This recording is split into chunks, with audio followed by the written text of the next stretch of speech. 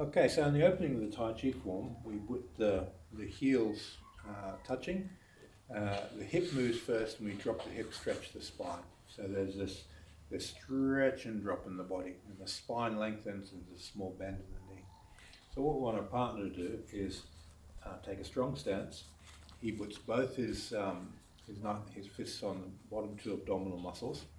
And as soon as I receive that force, I want to take his force and drop it onto my feet and drop the hip. So as soon as I do that, there's a bit of a flex in my elbow and knee simultaneously. So I want to touch his base and then drop the hip, stretch the spine, and just relax underneath, cut his base. So this gives me the correct feeling in the form. When I start the form, I'm sinking, grounding my base out and cutting down in all directions around me.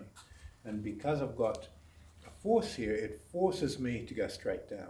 I can't float my mind out or float the energy out. And then instead of my hands being here in the form, we're just going to touch here and cut underneath my partner's base. And there's this idea in Tai Chi, if you master one movement at a fundamental level, you've mastered all movements.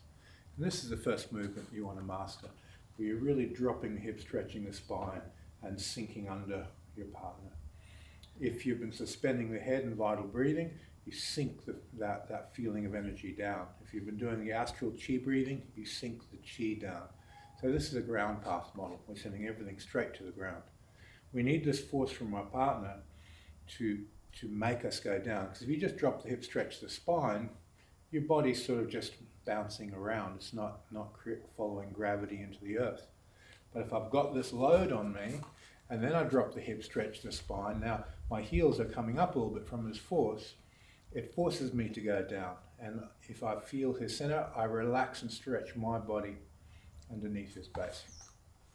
And for the opening of the form, very important. If you look at any technique, you might be doing a karate style, you've got a strong stance. If you drop the hip, stretch the spine, your power is going to emit out of your body, because gravity will travel back up through the stretch into your technique, whatever technique you're doing. So whether it's Tai Chi or any martial art, the same fundamental principle applies. Get your ground path mastered. The hip needs to connect straight down to the ground.